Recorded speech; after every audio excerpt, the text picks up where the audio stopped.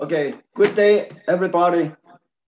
Welcome to our Future and Hope public lecture series organized by Kwong Buddhist Temple, Boston, and Buddhist Light International Association, Boston chapter. My name is Ivan Yuan, and I'm the MC for today's talk. On behalf of the BLI Boston chapter, I would like to welcome our speaker, Dr. Kwong Chen. We are delighted and it's our honor to host you today. Dr. Chen is currently the senior lecturer in medical education and the internationalization lead of Griffin School of Medicine, Queensland. He received his medical training at Kaohsiung Medical University. Now I would like to invite the director of our Kwong Buddhist Temple, Boston, Venerable Chen, to give us an opening remark. Auspicious greetings to our Dharma lecturer. I will now pass the section to Venerable Chen. Thank you. So, auspicious greetings to our Dharma lecturer, Dr. Chen, and venerables and everyone online. Welcome to join us tonight in this public talk. We have this public talk for a few times, inviting different venerables to give us their wisdoms to all of us. And now we invite our Dharma lecturer, Dr. Chen, to share his wisdom with all. And this is my first time meet with Dr. Chen. I get this information from the venerable Miao Xing in Malaysia. And she told me that Dr. Chen, his talk is amazing and great. So I'm very happy to be able to invite him from Australia. Now he's in Australia and we are in Boston. So yeah, you can see the, the sunshine. So this is really a great opportunity that we are able to invite someone from overseas so far away in Australia. And through this opportunity, it is for us to really cherish this opportunity and hope to have more interactions with our Dharma lecturer, Dr. Chen. So if you have any questions, please raise the questions and you can try to interact more. And of course, we will have a few more public talks in Mandarin and English will be going on in a few moments. But through all these talks, I hope that all of you can really cherish it and try to obtain the wisdom from all this amazing speaker. So thank you very much again, Dr. Chen. And I will pass the mic back to our MC. Thank you, Venerable Chen. Moving right along, it is now my pleasure to introduce our guest speaker, Dr. Kwong Chen. The Dharma talk will last about an hour, with several followed by question and answers. Again, please use your YouTube chat to add your questions. Also, I would like to welcome you to ask questions by typing the Q&A on the Zoom also. Please join me with welcome Dr. Chen, whose title today is Wisdom and Compassion, the Key to Overcoming the Challenging of COVID-19. Please, Dr. Chen. Good evening. Thank you very much to Reverend Chen. Thank you, Ivan, for introducing me. Reverend Chen, you're very, very brave because you said you haven't heard about me before. So it's by the word of mouth, you decided to invite me. So thank you very much. First of all, please ask as many questions as you can, okay? Because there is so much information out there. I'm sure you are used to listening to talks and presentations. So I personally think that the way for this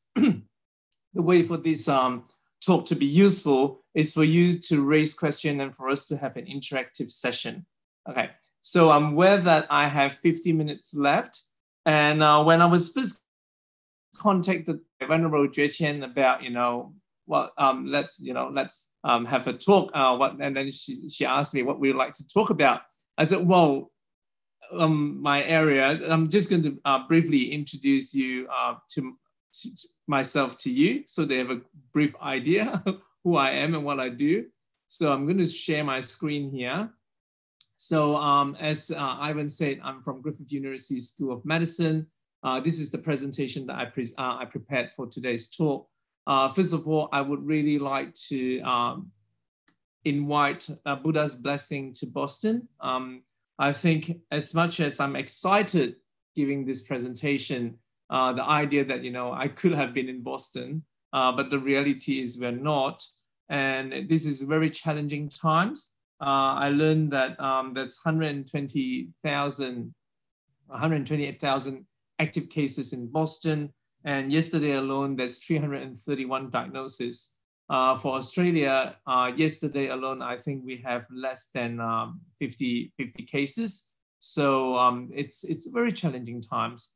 And in all my presentation, I always start with the acknowledgement of country, because it is a thing that we do in Australia, that I would like to acknowledge the traditional custodian of the land on which we are meeting and pay my respect to the elders past and present, and extend that respect to all First People.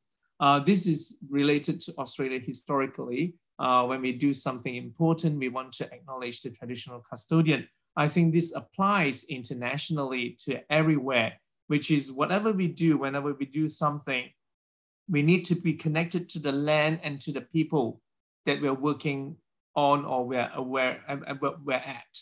So that's where it's coming from.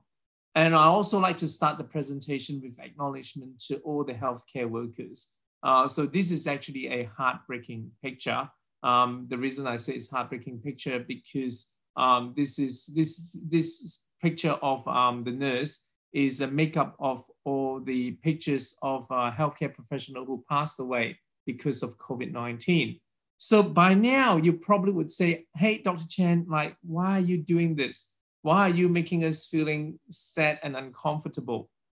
Well, the reality is we are facing a pandemic. It is a huge challenge. And hopefully in the next 48 minutes, not 48 hours, in the next 48 minutes, we can together figure a way out and come up with some plans that will help us to manage this challenge. As you can see in the topic, we say compassion and wisdom. So we will explore more about that. So very quickly, I just give you an idea about my background. I was born in Ipoh in Malaysia, which is a lovely little valley. Well, not little, but we do have a collective of nearly 1 million people in Ipoh.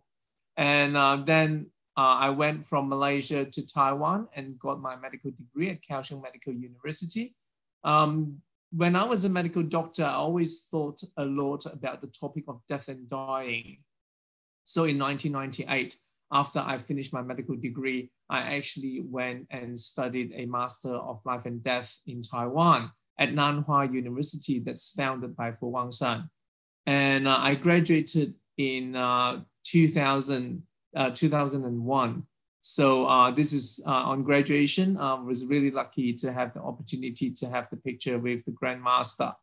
After I graduated, I actually then went to Australia and started my PhD. So as a life and death scholar, I became a public speaker, a writer. Very luckily, I started my PhD at Griffith University and then started teaching in the School of Medicine. Other than teaching in the School of Medicine, I continue to be an advocate for death awareness, life and death studies. And these are my public talks in Malaysia and in Taiwan. And I write books, talk about death and dying. This is my 4th book that was released in 2018. And then my 5th book that was released end of last year. Unfortunately, all those books are in Chinese. I know I constantly get people comments saying that, can you write some English books? I am working on it. When we get time, I'll do that. So there's my book launch in Singapore, more talks in Malaysia. And in 2015, I got my PhD. So my PhD focused on grief and loss support. And that's the Pro-Vice Chancellor of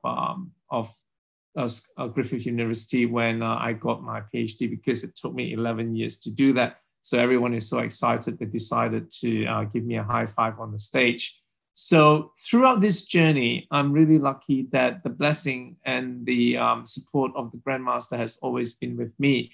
Without his support, I wouldn't have been able to finish my master's degree. Without his support, my beginning in studying in Australia would have been very difficult.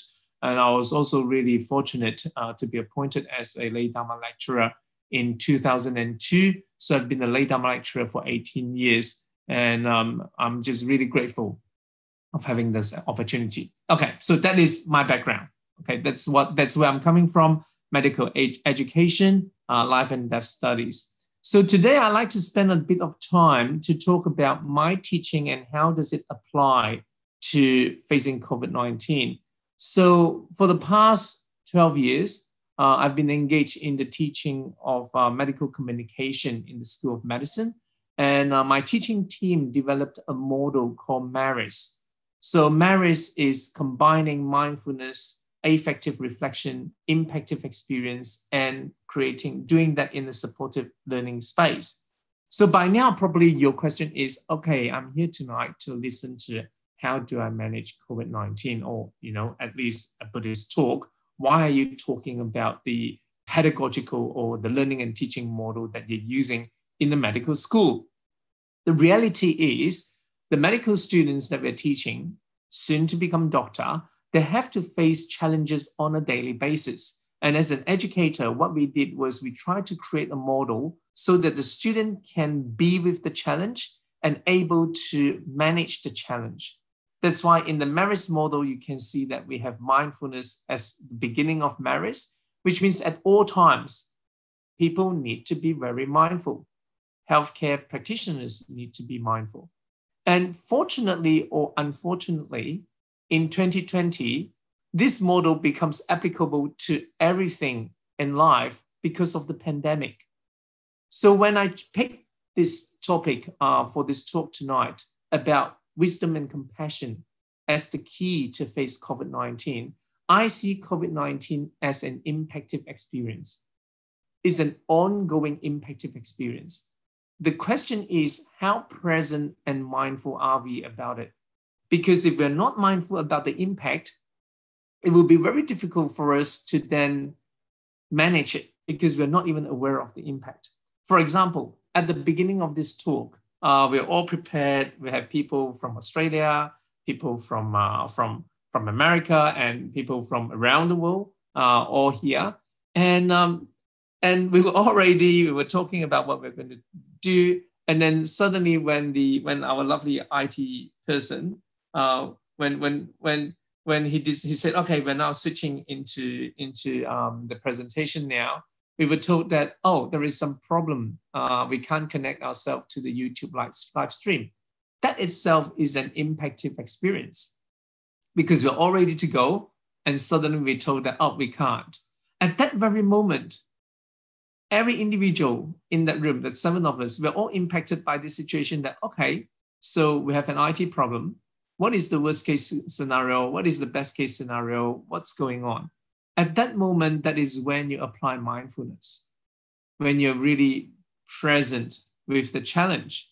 And at the same time, that impactive experience is going to induce some affective response. Affective response means emotions. So at that very moment, what do I feel?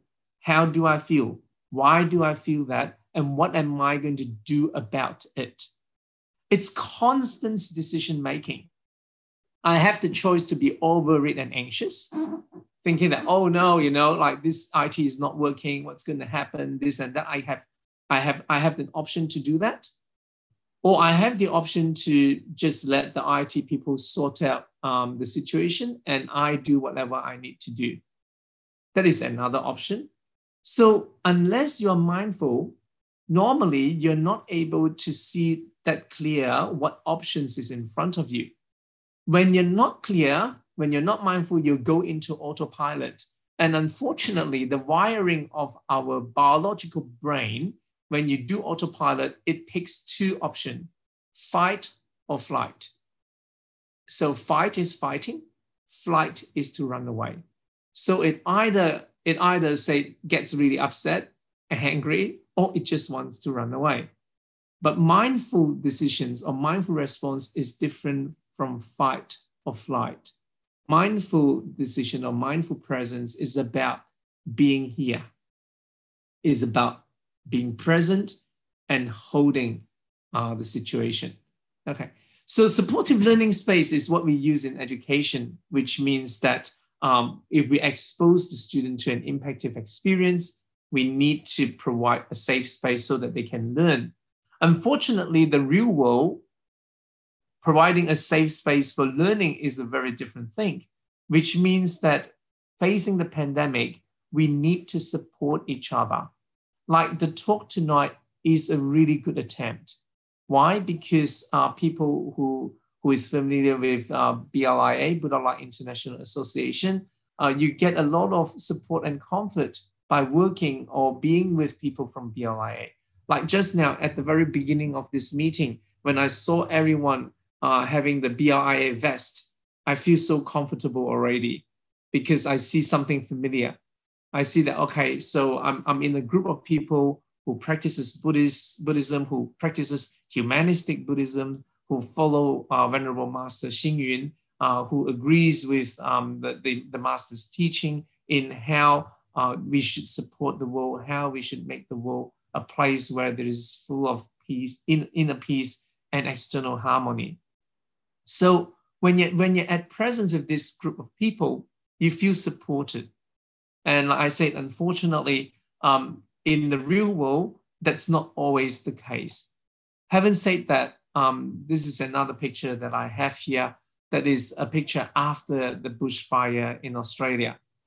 So everything is being burnt down. As some of you might be aware, we have really bad bushfire last year, and we are bracing for another bad season this year. And having said that, this picture shows that no matter how dark and how gray the land is, there's always life growing. Okay, so now here is when I want to do a little pause, just to invite everyone to just contemplate, like what I've told you earlier just now.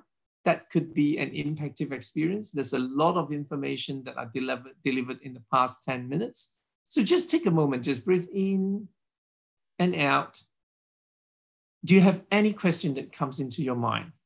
Okay, if you have any question, please write it down on the chat so that we can talk about it at the end of this conversation. It's really important to take pauses in life, especially when in the middle of a pandemic, because everything is totally out of our control. Things can be really overwhelming, and people are still very busy. Like for instance, I apologize to the organization team today because it's really hard for them to get hold of me for the past few weeks to try to talk about the details of the talk, mainly because at the moment my teaching is between online and face-to-face, so I'm actually doing both. I teach over nearly 30 hours a week, just that alone. So it was really difficult. But then when you're really, really busy, it's even more important to have those little break, those little pauses for you to actually pause, breathe, be present, and reflect. When you reflect effectively, you reflect in your heart and your mind, both how you feel and what you think and what's the way forward. Okay, so please, ask any question that you have. Okay, so I'm going to go back to the presentation now. So one of the very important thing is the elephant in the room is COVID-19, which has totally changed how we interact with each other. The other day I was teaching on campus. I was talking about some challenges that we have in the education world. Because of COVID-19, we need to change a lot of things. And one of my colleagues said, "Oh, can I give you a hug?" I said, "No, we can do a fist. I can do an elbow bump, but I can't do a hug." Okay. And again, unfortunately, COVID-19 actually highlighted some of the shadows in this world. There's a lot of beautiful things that we saw, but some of the shadows are also being highlighted. So this is a painting. Like, I would never thought that toilet paper will be a problem. I'm not sure how bad the toilet paper situation is in America, but it was pretty bad in Australia. The thing is, I have bidet at home, so we actually don't use toilet paper much. So I really have no idea what's the fuss. But anyway, we need to empathize with people. You know, as much as we don't think that toilet paper is an issue, but for those people who think that it's an issue, it's a real issue. The other thing is, under the lockdown, with the virus around us, it is having impact on people's mental health. It is having impact on everyone's mental health. So the remaining presentation, I'm going to talk about some of the things that we can use, some of the tools that we can use to face the pandemic with a touch of Buddhism in it. Okay, so the first thing, we need to maintain perspective. Okay, so it's reasonable for people to be concerned, but we need to remember that the medical and scientific and the public health experts around the world are working hard to contain the virus, so that the people that's affected is being treated, vaccine is being developed. I just saw news today that one of the major vaccine research is going ahead again, who got the green light. I think it's from Oxford University. So things are still happening. So when you're anxious about COVID-19, it's very important to see the big picture. So this is the big picture. Again, this is where mindfulness comes in, because that is what I described earlier, that taking that pause to look at what is really happening. Like, for instance, I go back to the example we had at the very beginning of this talk, when the IT person said, you know, I think we've got IT issue. I could go into this total anxious state, like, oh, if they can't fix it, you know, then we won't be able to have this talk, or no, blah, blah, blah, blah, blah. You can come up with a whole list of what's going to happen if it goes wrong. But if you take a deep breath and step back, hey, you know, we've got an IT expert here. If the IT expert can't fix it, that means it's meant to be, okay? Worst case scenario, I'll just record this presentation. I'll send it to the organizers. They can still put it online, okay? So it's actually not the end of the world. But we're capable to make it the end of the world if we want to. So having that maintaining that perspective is very important. Then, if you say that I know the main perspective, but I'm still anxious, what do I do? Yep. Then you need other main perspective to come into the picture, so that it can help you to facilitate you to get that inner peace and then calm going.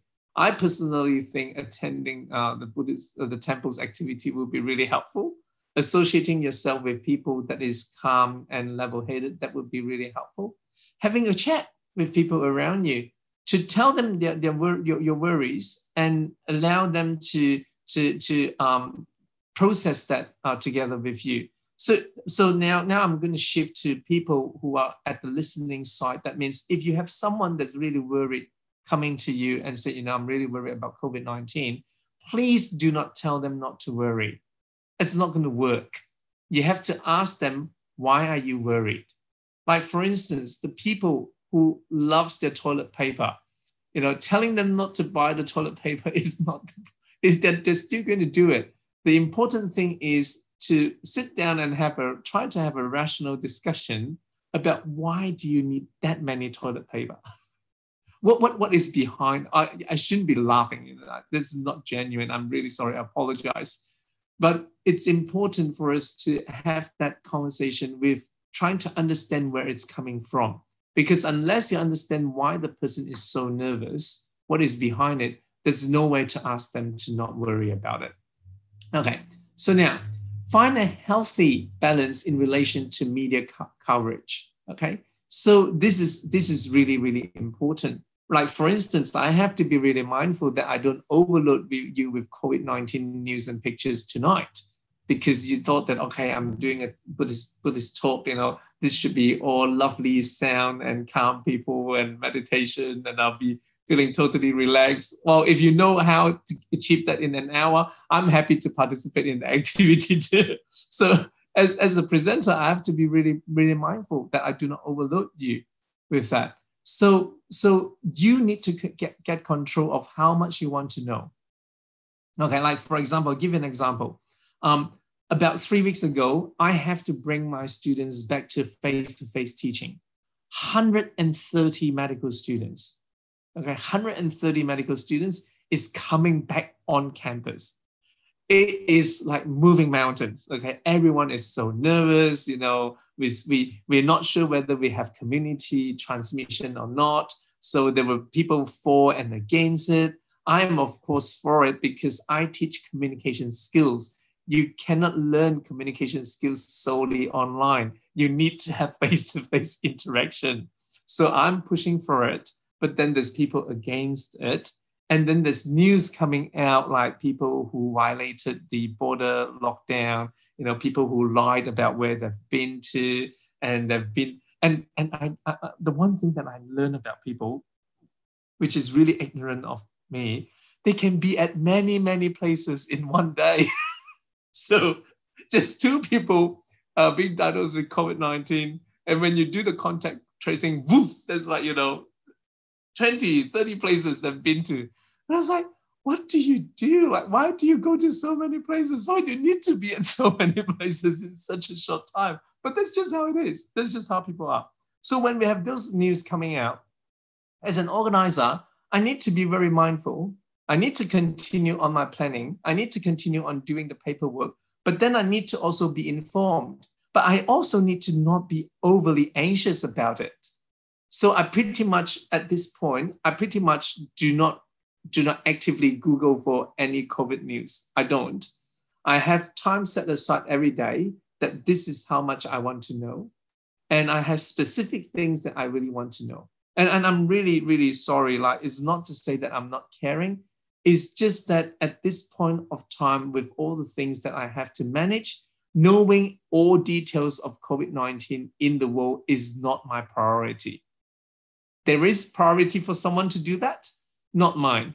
My priority is to know whether there is community transmission in Queensland, what is the specific situation in Brisbane and Gold Coast, because that is where my students are coming from. As long as Brisbane and Gold Coast is cool, then I can continue to do my job. If I have more time, then I will then learn about other things. So this totally changed because I'm not normally like that. Like when I was, back in the good old days when we don't have to worry of any of that, I used to listen to the news all the time. I live in Brisbane. I work on the Gold Coast. It's like 70 kilometers in between. I will have the news channel on as soon as I get into the car to catch up of everything that's happening in the world from while I'm driving to work. And I do the same when I drive back. Okay, so I actually listen to news for nearly 2 hours a day. And then I come home and then I switch on the television and I watch more news. Okay, but it's very different now. Now when I'm in the car, I actually do not switch on the news because I need to really stay focused. I need to really control how much information I'm receiving. Okay, so now try to try to maintain a practical and a calm out approach to it. Okay, so yes, I know I just said earlier that we shouldn't be asking people to stay calm. We need to first understand why they're not. Yep. So in reality, following advice from the authority of official advisors, those are very important. Okay, so like here, this is a presentation that I did based on Australian context. So the Australian Psychological Society actually have advice about maintaining positive mental health during the outbreak. What are the things that you could do? Like having routine, being really mindful about how you are doing holistically. Okay, like nowadays when we ask people how are you, they say I'm good. Since COVID-19, I never say that I'm good, or I try to not say that I'm good. I always say I'm okay. Because that is a reminder. How can you be good when you're in a pandemic? There's no way that you're good. You're only okay. Okay, that is the reality. We need to be honest, because if you're not honest about your challenges, then don't even think about trying to manage it. You need to be honest and open before you can manage your challenges. Okay, so now, try not to make assumptions.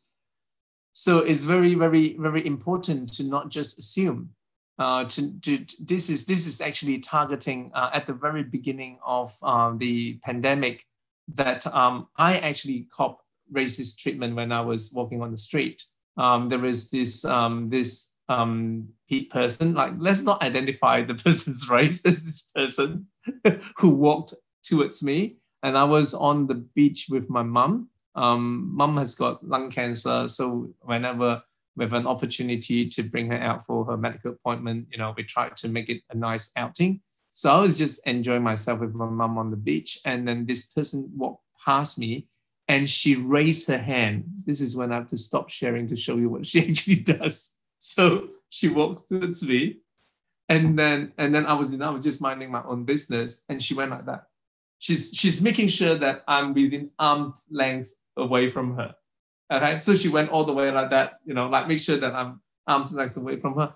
And I did not expect that to happen. I did not see that coming. So then I paid attention. I paid attention to what she does later. So she later walked past a group of white people, unfortunately. Did she do the same? No. And they were close to her. She didn't do anything of that sort. Okay. So this is because she sees me, and I think I just got COVID-19 tattooed on my forehead that I look suspicious. And she's like, oh, okay, you have more tendency of catching something, so you know, I should stay away from you. So I think what that particular slide that I just showed meant that it's very important to not make assumptions. It's very important to not be divisive or just label people and think that just because that's how they look like, that must be what they do. Okay, so be kind to yourself. Okay, it's useful to tell. So this is where compassion comes in. Most of the time when we talk about compassion, we thought about compassion towards other people. I am a big believer that if you are not compassionate towards yourself, it's very hard for you to be compassionate to other people for a long term. Why did I say that? Because, as you know by now, my job is to educate healthcare providers. If healthcare providers do not take care of themselves, how can they take care of other people? If today you want to go to a doctor, if today you're going through a surgery, you want the surgeon or you want the nurses and the anesthetists of anyone that is working in the area to be someone that's actually kind to themselves so that they're rested enough, they're mindful, they're present, and they can treat you professionally. Okay? So we have to be really kind to ourselves, especially in the time of pandemic. And again, I go back to the example that we had in the very beginning of today, when the IT person said, oh, I've got some IT issues, I need to call for support. Again, you have two options. There's one option is, how come you have IT issue now? That's not being kind. Or the next thing is, everyone is trying their best, so just chill. just let the situation unfold. It's very, very important. And for that IT person, it's very important for them to not think that, oh, why are we I've delayed the talks by 5 minutes. It's not the end of the world. Even though Dr. Kwong Chen keep mentioning it, it's not the end of the world. I do mean it. It's not the end of the world. So how do you be kind to yourself? It's useful to challenge negative self-talk. Okay, like this is what I prepared for my students. So the student would think that, oh, I can't do this. I cannot be on top of my study. I can't do all those things. So the psychologists recognize that this self-defeating talks doesn't help.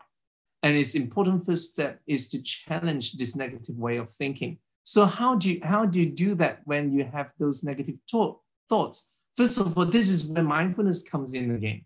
You have to be mindful. You actually have to know that you're thinking about it. If you're not aware that you're thinking about it, there's no way to fight it. So negative thoughts are like ninjas.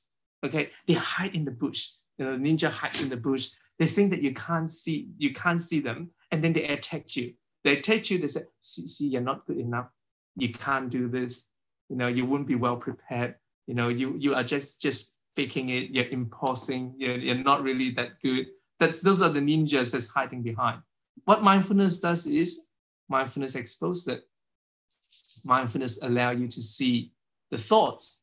And then you'll be like, oh, I have a thought that I feel that I won't be able to do it. It is a thought. It's not a reality. It is just a thought. And I have that thought a lot because of that's what my upbringing is like. This is how people around me has treated me for a long time. Not a lot of support. That's why I have those thoughts. But now I'm different. Now I have mindfulness. Now I have the wisdom from practicing Buddhism. I'm a different person. I can mindfully remove the ninja's mask and expose the ninja. And then I will tell the ninja, do you have anything else negative that you want to tell me? Because I'm really busy today. If you have nothing new, then I have to move on. So you put the ninja in its place. And the ninja was suddenly like, oh, I'm being exposed. Oh, I better run. I better hide because I need to hide under some other things to attack again because he or she has seen me now. So that is very important. But then mindfulness does not suddenly just happen. It happens because you do your daily practice. It happens because you have a balanced diet. It's what? Why are you talking about diet? I can tell you everything is important. When you're doing practice, you have to do holistic practice. It's not just about chanting. Don't get me wrong. Chanting is very important. I get a lot of pleasure from chanting. I love the sound of my own voice. Like I can just immerse myself in chanting. Okay, I love that. But that is not just it. You have to do holistic practice. You have to have good diet. You need to expose yourself to nature. You can see I didn't use the word exercise because I don't like exercises. But I try to have my 10,000 steps of walk if I can, which I haven't been doing really much lately. But I try to expose myself to nature. Like the other day I was working on campus, I decided to actually walk to the car park and not just get a ride. Okay, so expose yourself to nature, good food, being present, good sleep, having enough sleep. So those are all the important things because mindfulness is not going to happen just because I think that I want to be mindful. If you're not sleeping enough, if you're not having a balanced diet, if your body is not operating in its ultimate way, how mindful can you be? You can be a mindful speaking person, but you're not actually there. Okay. So anyway, those are all important in being kind to yourself. Because unless you're aware that your mind is doing those negative thoughts, you actually can't capture it. If you're not able to expose it, it might drive you at the background without you knowing. And that is what we try to avoid. Okay? So being kind to yourself is to acknowledge that everyone is trying their best. You are trying your best. Like for instance, I'd really like to thank the organizers. Like it's 8:43 in Boston now. It's a Saturday. Why would you do this? Why would you sacrifice your Saturday afternoon to do this? Like why? So you're doing such a great job. It's so amazing. Really, thank you. Like if you're not doing that, I won't have this opportunity to talk to anyone in Boston. I probably wouldn't be for the rest of my life. So thank you for this opportunity. So when you're kind to yourself, you're kind to others, you learn to appreciate. And when you're able to appreciate, when you're able to feel grateful, even though life is very challenging, you're able to find those moments that can bring some peace and calmness into your mind. So being kind to yourself is a very, very important step. And you have to do that often. You can't just say, okay, I'm going to do that. No, you actually need to make a decision that this is what I want to do and this is what I want to focus on. Otherwise, it's not going to happen. You're just going to go back to your normal way of behaving. And before you know, everything is back to the normal habit.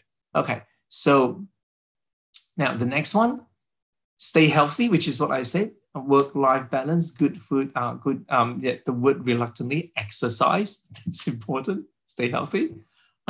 Remind yourself about the positives.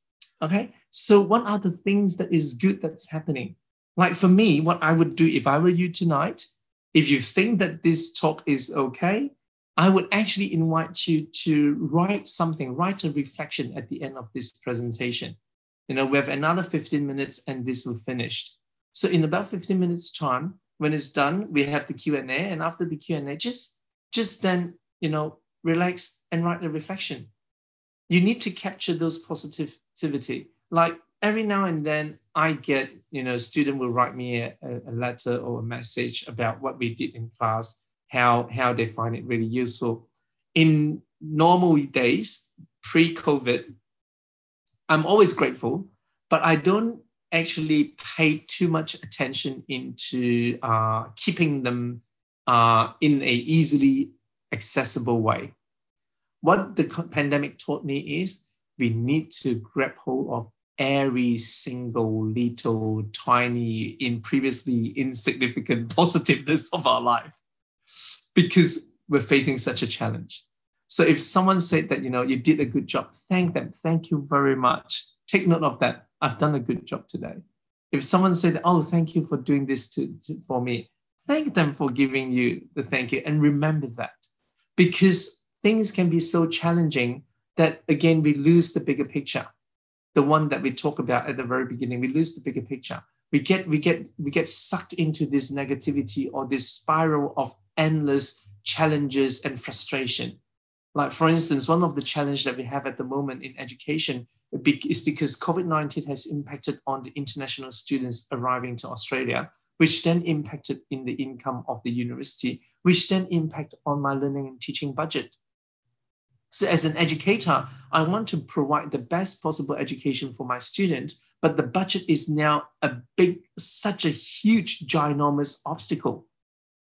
Okay, so we have to constantly think creatively. We have to constantly need to think outside of the box. We have to constantly think of different ways of doing things and trying to achieve the same standard. That is very frustrating. So hence, at those moments, student positive feedback is very important to hold on to. So how do you remind yourself about the positive? One of my students, like I said, I really love doing my job because I learn so much from them. So one of my students actually told me, when I asked him, I said, how do you manage all this challenging in life? She said, Kwong, I take time on a very difficult day to sit down and write about what I should be grateful of. What are the positive things that happened today? So I think anyone or everyone who can write should start with, I am really grateful that I am still able to write today. Because a lot of people can't. Imagine if you have COVID, if you're in ICU, if you won't be even want to write, you can't do that. Yep. So I'm able to, and that itself is enough for us to should be really, really, really happy and grateful. I'm not saying that all the other challenges in your life is not real. That's true too. Because there's so much challenges, you really, really need to hold on to the positive things. Okay. So then in the COVID pandemic time, you need to find things that you can do that give you meaning. Like for me, I have my meaning part covered for the next month because I gave a talk to Boston today on a Sunday morning in Australia. Okay. Because I know that there is over 80 people that's watching it on YouTube. There's other people watching it other platforms. So how amazing it is to have an opportunity to be able to engage with so many people like internationally. So I feel that I've been a useful person. So how can you feel that you are useful? What sort of creation, what sort of changes can you bring into this world? It's not always just about serving other people. Okay, it's about you doing something. Just doing something. Like for instance, I'm going to show you what I do. So it's 140 something. And about 140 days ago, I started this process of drawing. So I'm just going to bring out what I drew. So every day I draw something. So this is not about doing good or bad or helping people. So every day I would end up drawing a picture, and then I will post it onto my internet. And you can see 140 days I've actually drawn a few. So this is what I would draw on a daily basis. Okay, if I have different ideas, I draw different things and I post it on my Facebook. Yep. So every day, and if I don't have any idea of what else to draw, I'll draw some basic art, but I do it every day. I also did a 33 days Kuan Yin challenge. So I drew the 33 Kuan Yin on a daily basis. So this is more than a month of different Kuan Yin image. So today is the 146th day that I've done that. Yeah. So what I'm saying is try to do that. Try to bring something into your life that would bring you meaning. And we are all different.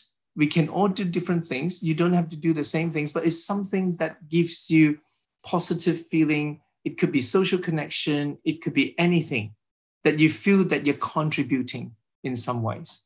Okay. So now focus on the things that you can control. Unfortunately, from a Buddhist perspective, there's actually not a lot of things you can control.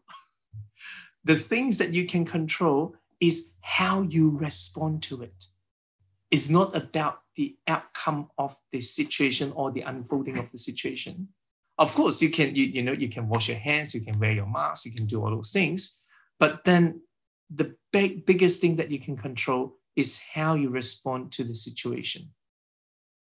And when you can, you do that. Like one of the things that I did today, which is I'm going to stop sharing so you can see me. One of the things that I did today, what did I do? Normally, when I have a presentation, I would only have the upper part of my body prepared, so I could be wearing pajamas now. Yep. But what did I do? I choose to wear a full outfit. Can you see my shoes? Yep. So why did I do that? Because that is within my control. I can do this. This is within my control. I can dress fully. I want to be really in this flow of doing this. It's not just half, pajamas below and suit at the top. I want to be really present for doing this presentation because this is something that I can control. I can't control the weather outside. I can't control what people is going to do, whether they're going to wear masks or not, or stay social distance. I can't do any of that, but I can control this. So identify what are the things that you can control. What are the things that's within your realm of control that you can then make a difference? Okay. So then we all need to get support when we need it, because this is very challenging times.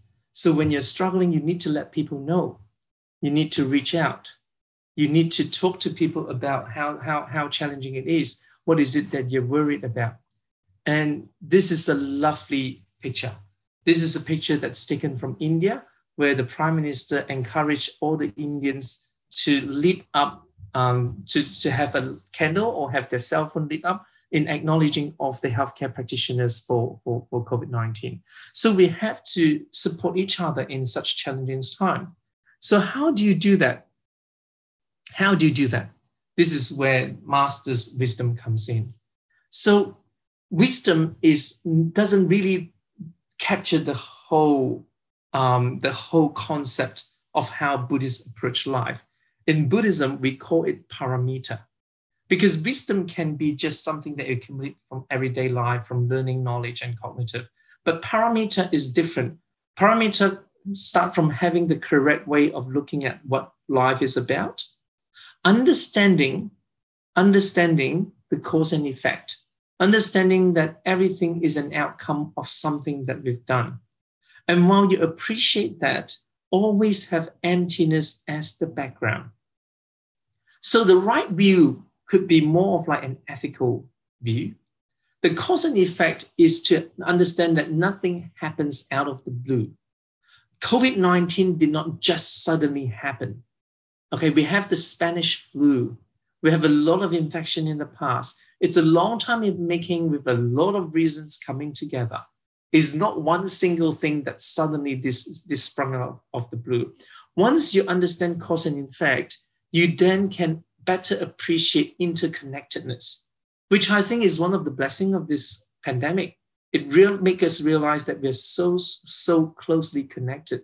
And as a Buddhist, we need to understand all this phenomenon using emptiness as the backdrop. But what is emptiness? This is another, this is a whole semester of teaching what emptiness is. But in the Master's wisdom, emptiness is nothingness, is not nothingness. Okay, so it doesn't mean that there's nothing. It means that there is opportunity, there's potential, there's this constant change available. Because it's because of emptiness, there's room for creation, there's room for changes, there's rooms for opportunity. So it's not having nothing. That's all I could say to this extent.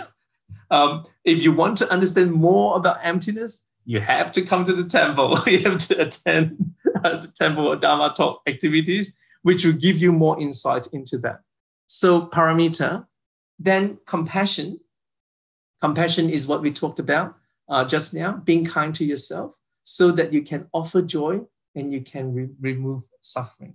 But I still want to highlight, are you offering yourself joy? Are you removing yourself from suffering?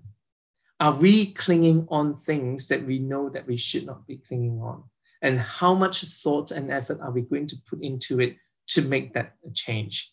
So you might say, well, this is nice concept, paramita, compassion. How do we actually do it? Well, the Master has a really good way. That is the 3 acts of goodness. You do good deeds, you say good words, and you have good thoughts.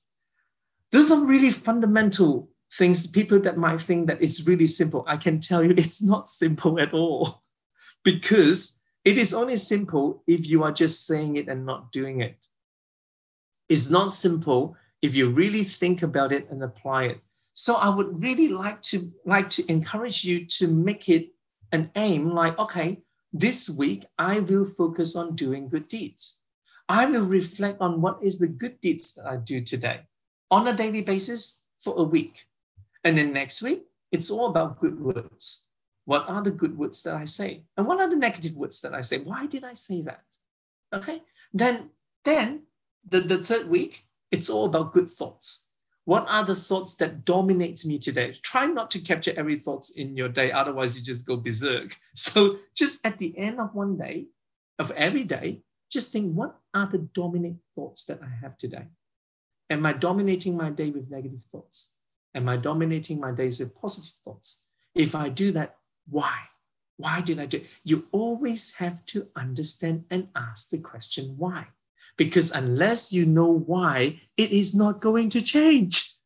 It is never going to change. So the teaching of Buddhism, or the practice of Buddhism, comes from listening, thinking, and applying.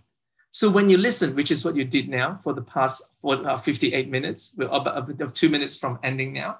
So when you listen, you start to think, you start to contemplate. When you start to contemplate, then you would then say, okay, what are the actions that I should be taking? So last but not least, you have to really, I hope that you can take care of yourself and use your body as the reason for you to be mindful, because our thoughts is deceiving. It either traps you in the past or the future, but your breath, your body, the body sensation is what that can bring you to the present moment, which then allows you to reflect. This is our temple in New Zealand. It's just a beautiful picture that I have to put it up. So now we're arriving to the last minute now. I'm putting this slide up. These are the 12 steps to build resilience and well-being. I'm putting it up so that when you listen to the talk again, you can stop here and just fix frame and see what are the 12 steps. One of the things that I really want to conclude today's presentation with is I sincerely pray to Buddha Sakyamuni, and may his blessings be with all of us in such a challenging time. Especially may his blessings and his wisdom and compassion shine light to this lovely, beautiful Boston city. May you all be well. May you all be well. May you all be well. Thank you very much again for your time and attention. And please feel free to ask any question that you have. More than happy to answer them now. Thank you, Dr. Chen, for your inspiring talk, which led us to think and practice how to apply Buddha's teaching to this world, especially during this pandemic time when people have been asked to stay at home and rely on digital device with others more than ever. It is our honor that we have this opportunity to listen to your guidance, and you have a lot of informational and positive thinking that I would personally would like it. For the Q&A section, I welcome everyone to type the question either on the YouTube or Zoom, and I will direct your question to Dr. Chen. So now let's see what we have the question right now.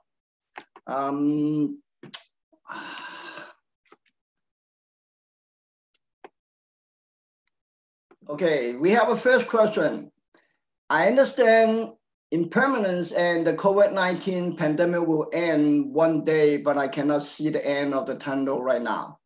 Even the expert Dr. Fauci said they might not get back to our normal life until the end of 2021. What can we do to stay positive and overcome our fear during this period? Yeah, Dr. Chen, yeah, please. I have to unmute myself. Thank you very much for that question. I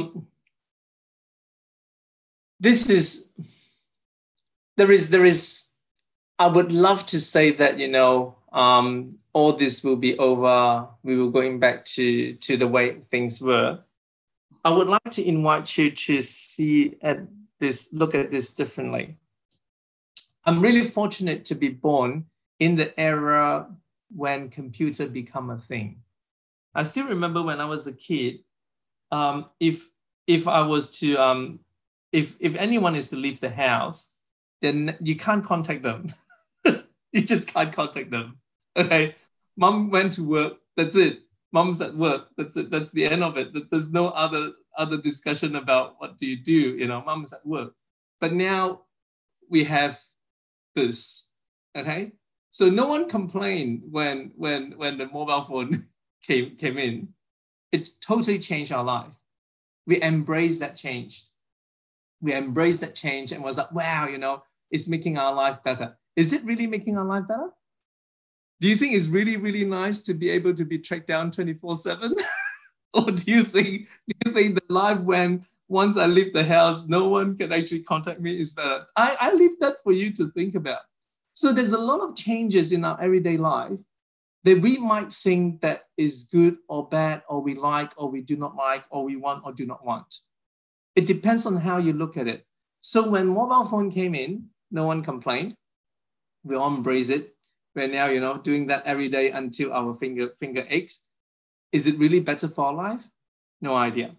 So now we have this pandemic. Everyone is in lockdown. You know, we can't social interact. We cannot do all these things that we want to do. Well, we can to some extent if we do it in a safe way. We can to an extent when we do it in a safe way. And I'm not saying that it's a good thing. Unfortunately, it probably we are in a position to think about what are the positive things that comes out of it. Like, for instance, for me, in some strange way, I'm enjoying the lockdown because I normally have to drive from Brisbane to Gold Coast to work. So every week I save about $60 in petrol. So since March, I've saved over thousands of dollars because I don't have to travel. I can just stay home and do what I need to do. So the reason that I say all this is, if we keep thinking that I can only be happy if everything goes back to normal, then this is a really, really huge ask. This is a really, really huge ask. Like, for instance, I'm turning 50 in 3 months' time, okay? I'm turning 50 in 3 months' time. And my parents are all in their 80s. If I now say that I can only be happy if my parents is going to stay with me forever, what's going to happen? Inevitably, one day they will leave me. Even if they live until 120, they will leave me.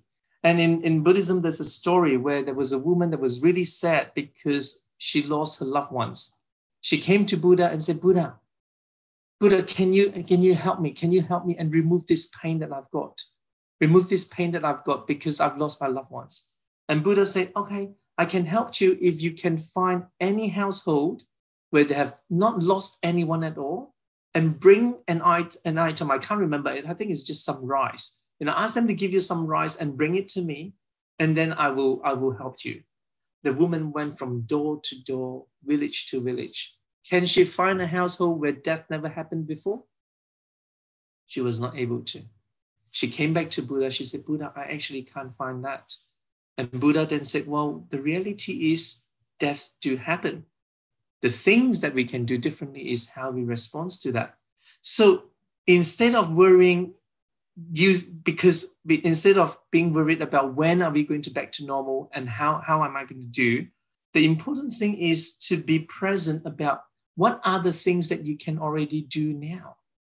Like we're all still here.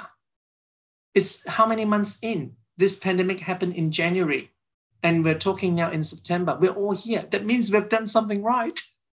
And all we need to do is to keep doing that. Keep being vigilant. Wash your hands, stay safe. And then at the same time, have your routine, your meals, your exercise, having all this routine, which can then actually bring you to a every day that is in your control to the best you can. And while you're doing that, do a lot of reflections, reflecting how this is impacting you and what are the things that you're now doing differently. I never thought that I can't travel. I travel so much every year because of talks invitations. And this year, I'm grounded. Okay, I've canceled like more than 5 international invitations this year. There's more than a month of flying here and there. We all need to come to terms with how this is impacting us. And we all need to be as flexible as possible to use this new normal to create things that we enjoy, we appreciate, that create meanings for us. I hope that answers your question. Yeah, thank you, Dr. Chen. I think that, I think the tunnel light is coming on. It's just a tunnel longer than usual. Here we come to the second question. How to influence your team to enhance mindfulness as a leader, especially when there's a lot of rage and panic? That is a really, really, really, really good question. The best way to introduce mindfulness is to role model mindful practice. Like if you are able to be always constantly mindful and present, your team member will see that. Like again, I referred to the IT issue earlier today, which is like nearly an hour ago. It's not a big thing. It's just my tendency to use examples that's happening around us for my talks, because I want people to know that whatever we're talking about, you can actually use it every day, at every moment. It's not something that you pack up for later, okay? So imagine if any one of the organizers becomes like, oh, what are you going to do now? Like, oh, is this going to do that? Then you are actually stirring the rest of the team up. I think it was really, really, really, really amazing when we heard the news that the IT said that we have an issue, I have to call someone. Everyone is so calm. Everyone's picture on the video, they're all so calm. They're all very present. No one looked worried at all. So they're all very good mindfulness practitioners. So for you to introduce mindfulness practice into your team, you be the role model. Okay?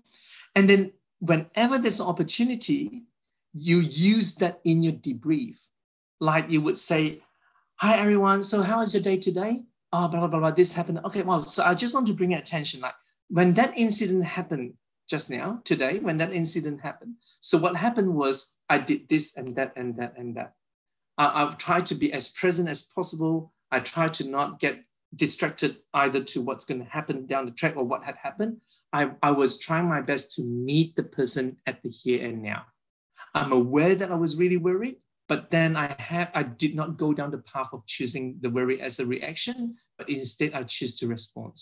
So you pretty much integrate mindfulness in your everyday work management, and you share that with your workers. Then you invite them if they want to do any mindfulness practice with you. It's not compulsory. It's just up to them. Like you can say that, okay, I'm going to come to the meeting. You know, I'm arranging a meeting. The meeting is going to be 9 o'clock. I'm going to arrive at 8:45.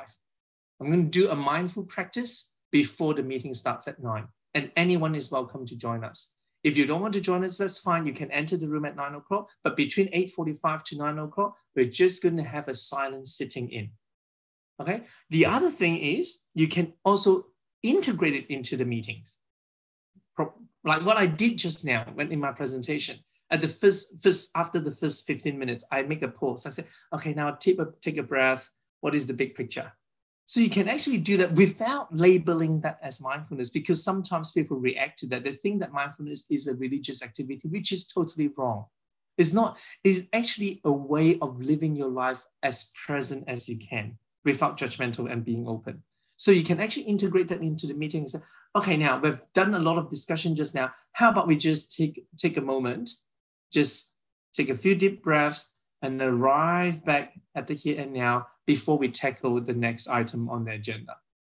You know, like normally people would prefer to have a coffee break. You can do that too. Is that let's just take a moment. If you want to get a coffee break, take a coffee break, or you can just be here and take a few deep breaths before we go on to the next item.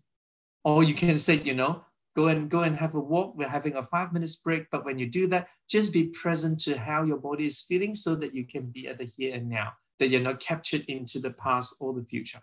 So those are those little things that you could put in. But there's one thing I want to repeat again to assure you, the best way to promote mindfulness is to role model mindfulness. The best way to promote Buddha Dharma is to role model the teaching of Buddha. There's no other ways to do that, because people see you, they know if you're not calm and present and mindful, then whatever you're talking about is just something that gibberish that you talk about is not going to work, because they do not see it in the application. Thank you. Okay, thank you, Dr. Chen. Here's the third question here. At this age of information overflow, what is your advice on staying mindful and calm? Personally, it is extremely difficult to stay disciplined, just like the shutting off the news, as you mentioned. So the question is how to stay on mindful and calm in this stage. You have to actively switch it off. You have to not switch on the radio. You have to not switch on the television. You have to stop the real-time reminder that's happening on your cell phone. That's no other way, because you are the one, you are the guard of your 5 senses. No one else can do it for you. Your eyes, your ears, your nose, your mouth, your body sensation, you are the guard. No one else can do it for you. You have to put those guards in place. You do not need to switch on the television. If you do not need to have those news reminders going bing, bing, bing, bing, bing coming up, you don't. And you just have to keep practicing that. Like our poor IT person yesterday have great difficulty contacting me because he's not on my contact list. I was only looking at things that's on the chat group. So he actually tried to contact me outside of the chat group, and I just ignored him. He called me about 5 times. I did not pick up the phone because I've trained myself to not do that. Like as a public speaker, I'm not famous, but I'm well known. I get a lot of messages and emails and things coming in. Oh, Dr. Chen, I have this problem. Oh, Dr. Chen. So I've got used to ignoring them unless I know the person or unless they contact me in the proper way. So you actually need to do that. You need to do that knowing that I need to stay calm and present for me to do my most important role. So your role could be the mother to your children, the father to your child, you know, the CEO of a company, the leader of a team, or even just someone that's trying to do that job. You need to understand that what is the priority. And my priority is not to know everything about COVID-19. That is Dr. Fauci's job. He gets paid to do that. You didn't get paid to do that. So don't worry about that. You just focus on what you are doing, and then you limit information. So now the question, if you say, but it's very difficult, then I want to invite you to ask the question, why do you need to know everything? What is happening there? Why do you need to stay updated about everything? Why? Ask yourself that question. I don't have the answer. I'm not you. Why? Why do you need to do that? It could be it's just a habit. It could be because you're using that to manage something else. Like if I know everything, I don't feel that anxious. Then unfortunately, I have to invite you then to explore, why are you so anxious? Where is this coming from? So those are the questions that you need to ask yourself. It's not about learning something to just, magically make it go away. Nothing is going to magically go away unless you go really into yourself and understand what is driving it. So hopefully that answers your questions. Thank you, Dr. Chen. Here's the fourth question. By observing social distance and wearing a mask, we know that this will help slow down the spreading of the virus. However, not everyone is willing to put on a mask. As a Buddhist, how do we apply our wisdom and compassion to promoting more people to wearing masks? Okay, so I know the mask issue is a big issue in America, okay, because it's a political statement. Okay, so first of all, I would actually invite you to reflect. Why do you think that you want to do that, or want to educate and persuade people? Okay, because I think I'm not saying that you shouldn't do that. I'm more saying that I would definitely not appreciate someone random coming up to me and want to tell me whether I should be wearing a mask or not. Okay? So I like to frame this question more in, if someone asked you, how do you have that conversation? Okay, so I'm not framing the answer around how do you actively go out and promote it. Unless it's your job, then it's different. Okay, if you're a healthcare worker, if that person should be under quarantine, or if this is the regulation that's happening, then you need to do that. Okay, I actually do not see any benefit for you to confront random people on the street and say that you should do that unless there is legitimate reason for you to do it. Like for instance, if you're doing a mask handing out activity, you've got a group of you're walking around the street, you're handing out masks, you can do that. Okay, but I wouldn't want to say that it's a good thing to do, to have those random conversations. Okay, now, if you're having a conversation with someone that you know, or the conversation arises about mask wearing, you have to first understand where they're coming from. Why do they think that they do not need to wear a mask? And does wearing a mask work? Okay, so wearing a mask works in different ways. There's also cultural background. Like when I'm from Malaysia. When I grew up in Malaysia, no one wear masks. Okay, when I did my medical degree in Taiwan, everyone wear masks, especially in winter, because it protects you from sucking in the fume that's on the street, and it warms your nose up so that it's not too cold. This is cultural. Okay, so this is cultural. And when I came to Australia, no one wear masks. And I say even in Queensland now, the health medical officer didn't mandate anyone to wear masks. She only said that it'd be a good idea that you wear a mask. So in America, of course, I think in America, you should be wearing masks because the infection rate is so high.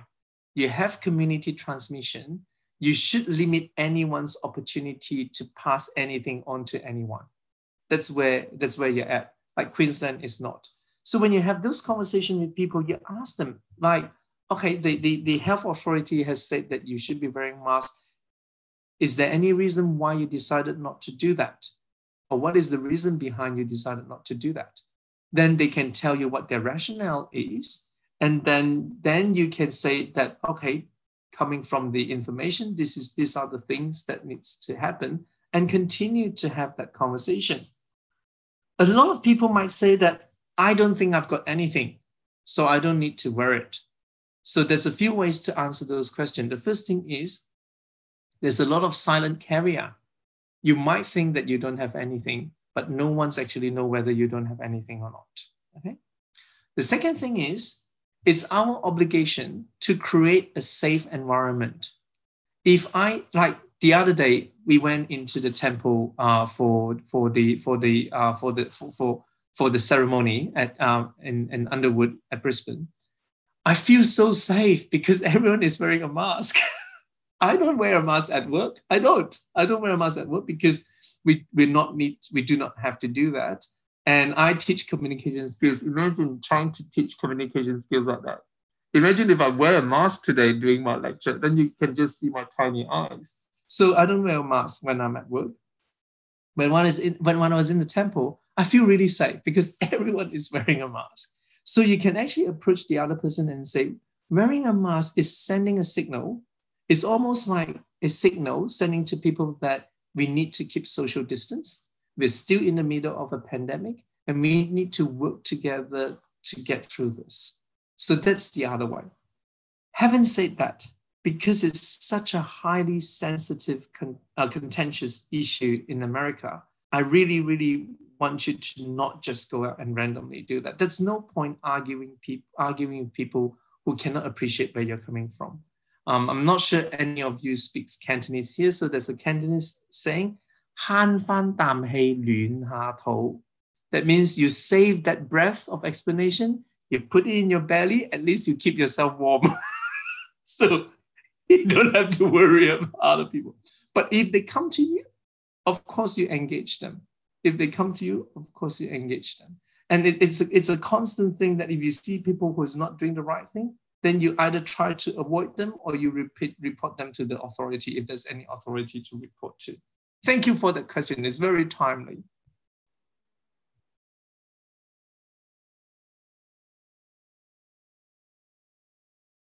So is there any other questions?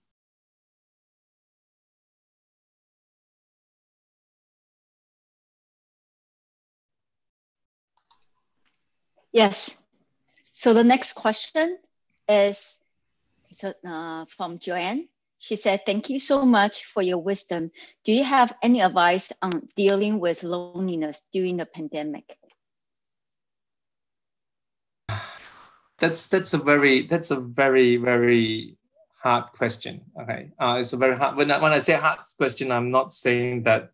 I just feel it. I just feel it because being alone is already really. I'm the internationalization lead for the School of Medicine, and a lot of our international students, they have no one. They literally have no one. You know, they're in a foreign country. And I can totally relate to that because I've been an international student for 20 years. When you're away from home, you're away from home. So the thing that I could say is, if you feel lonely, please reach out. Please reach out. There's a lot of things that happens around us. There's a lot of things that happens around us. There is online community. There are people doing things together. You just need to reach out. I'm not saying that whenever you reach out, you will definitely get a response. You know, you might or you might not.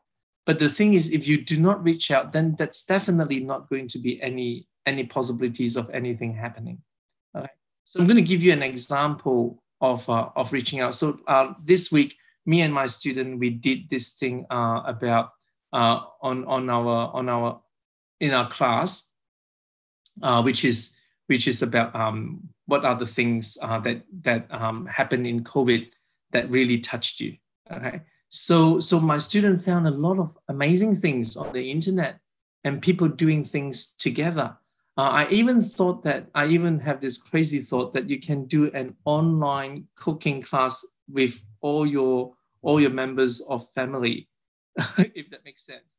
You know, like just get someone who is really good at cooking something and just get them to teach the people that's in the family around the world all together. So that's one of the things that could happen. So what I'm going to do now, I'm just going to share this thing that my student introduced me to, people doing things together. Okay, so I'm just going to share this. So it's going to play. We just need to go through the advertisement. It's just going to be like 5 seconds. All good now. So this is a choir. they don't get to practice. They can't come together. Okay, but they still make this song together.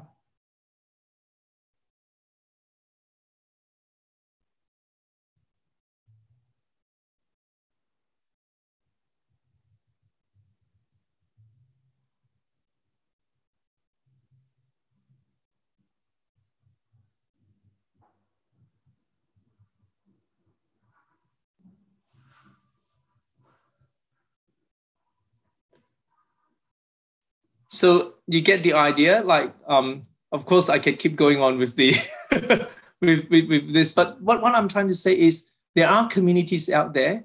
There are things that you can do. And I'm going to now show you our family chat without the permission of my family members. So they're all just going to hate me. And whenever we do that, I take pictures. This is my mom. This is my mom and me talking last night. And you can see me trying to be funny. So I hide myself in the corner, and then I slowly emerge, and then emerge a bit more, and then emerge a bit more while my mom is talking. So mom is on Gold Coast, I'm in Brisbane, and my sister is in Hong Kong. Okay, and every Sunday, my brother does something similar. That he would go to the nursing home to visit my father, and then we have a chat with my father on the chat. So yes, you can be really lonely, but there's always the opportunity to reach out. There's always the opportunity to reach out, to make connection, to make meaningful connection. So what I found in this whole pandemic is, because I don't have to drive 2 hours a day, I actually found a lot of time to re-establish connection that I forgot to keep in the past. And you do not need a lot of them. You just need a few of them to enrich your life. So I'm really sorry if you feel really alone in the lockdown. In a nutshell, what I'm trying to say is reaching out, being in the community that you can relate to, hopefully that will help. And keeping in touch with the people that you cared for, hopefully that will help. Or even just reaching out to the people around you. And have a pet, that would help. Engaging yourself in activities that create meaning, that will help. So, and I didn't say this just easily. I do feel for people who are alone. And I really, really like you to really look after yourself. And knowing that by reaching out, you create opportunities for doors to open. So I hopefully you would not feel that lonely. And thank you for asking the question. Yeah, thank you, Dr. Chen. I think that you have a lot of information that help everybody. And this one, I really want to present this question from Nikki, and hope this is our last question because of time. My godmother passed away from COVID-19 recently. Her pass away really put me in some phobic, lots of stress and fear that I might have in fact also. How can I overcome that stress and be positive? That's the question. Thank you very much for that question. I'm really sorry to hear what happened to your godmother. Hopefully the process was not too challenging for her and for your family. Regardless, death is always something that we all struggle with. So this is another real question, another real challenge. When you have a family member who died because of COVID-19, it really puts doubt in you. And what do you do with that anxiety? It is similar to what I described earlier. The thought of worry is a thought. It only becomes a problem when we build onto it. Okay, so we then allow a thought to become this massive, overwhelming thing. Okay. The background of my answer is, if you continuously feel stress, you do need to seek professional help. Okay, please, that's very, very important. Okay, if you're constantly feeling stressed, if you're losing sleep, if this is really impacting on you doing your work, then my answer is not going to be helpful, because this is just going to be like a 3-minute answer. So you would then need to get professional help. This is very, very important. Anyone who find themselves constantly struggling, you need to reach out. You need to get professional support, okay? What I'm talking about is before you need professional support, what are the things that you could do? So first of all, using that mindfulness to be aware of that thought of anxiety when it comes in. I have that too, you know, every now and then when you think about death and dying, you would feel that as if that, you know, this world is going to end. So back to what my presentation was, the big picture and the medical advice, okay? If you do everything correctly, it's highly, highly unlikely you will get anything. It's highly, highly unlikely, okay?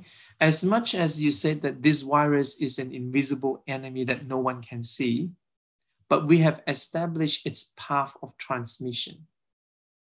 So if you go out, you wash your hands, you do not touch yourself, you wear your mask, you don't go to crowded places, you keep your social distancing, you should be fine because the evidence is there.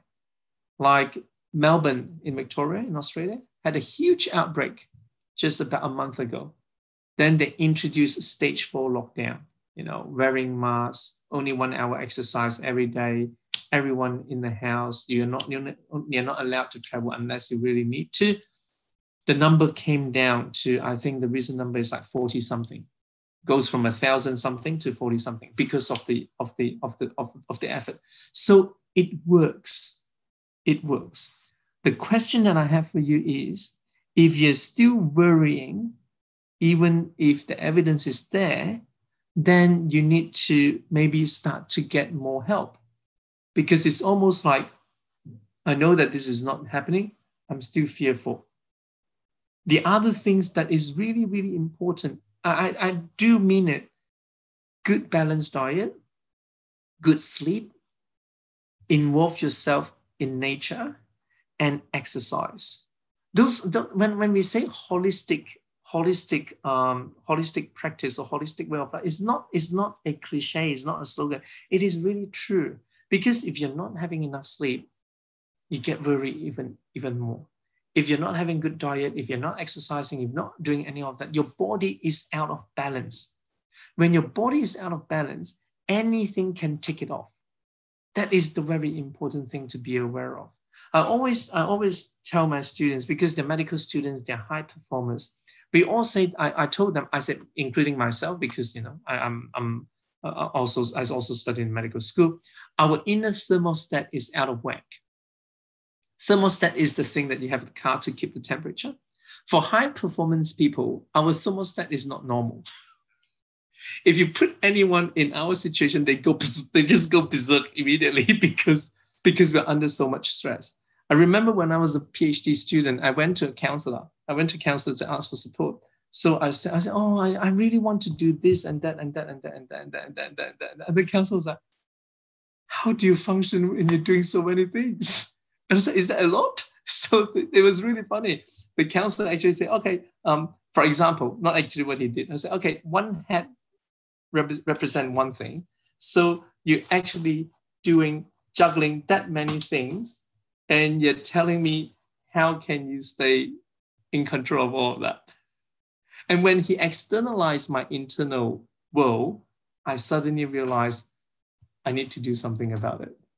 I need to cut down on some of the things. So if you're feeling anxious, even though the signs and facts are there, even though you're doing all you can, then you need to then start to think, what are the other parts of my life that I need to bring the balance in? Because unless those places are balanced and calm, it's very hard for you to feel that. Having said that, you also have to acknowledge you just lost someone that is dear and close to you. I cannot imagine what it is like to lose someone during a pandemic. I hope you at least get to go to her funeral. Okay, I've attended funerals this year where, you know, the family actually called me and apologized. I said, I'm sorry. He said, I'm sorry. I don't think you can come because we can only allow 20 people. And then later they said, oh, I think we have opening now. You can come to the funeral. And I also came to funeral where part of the family is in lockdown. They have to attend the funeral online. Okay, so there's all these things also happening. So you need to also take care of how are you processing your grief? How are you taking care of yourself in that grieving process? Because we all grieve differently. Okay, so all in all, I'm really sorry you lost your loved ones. I hope that by living a life with balance in other areas that's within your control, you have more calmness in your everyday life. If you continue to struggle with that, please seek professional medical support. Okay, thank you very much for that question. Okay, thank you, Dr. Chen, for your guidance. Now we have better understanding how to practice Buddha's teaching to our daily life. We appreciate your time and effort in answering all these questions. I will now invite the president of Buddhist Life International Association Boston Chapter,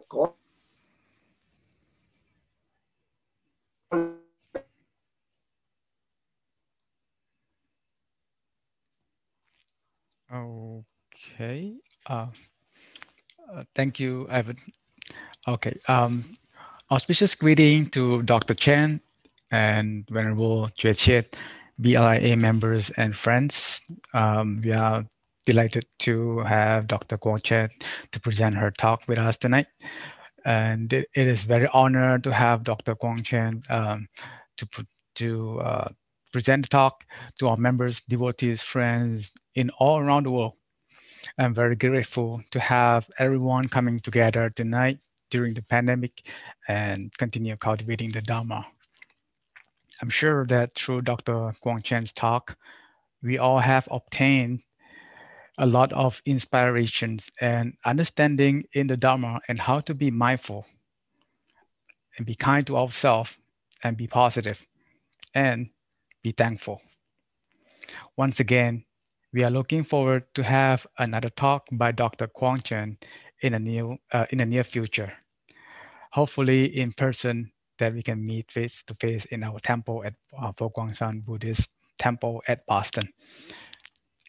Thank you. Thank you, President Golang. Before we adjourn, I would like to announce the detail of the next Dharma talk.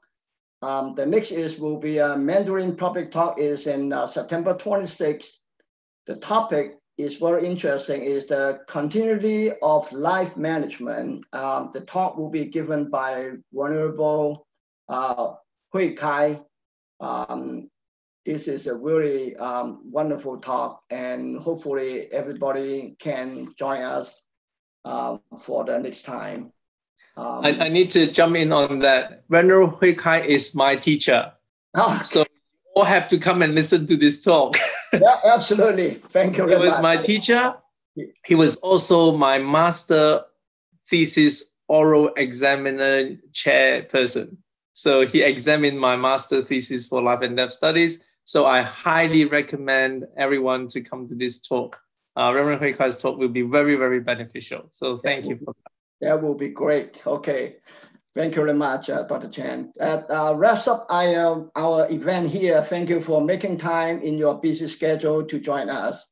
It has been our pleasure to host this event, and we hope you and your family are staying healthy and safe.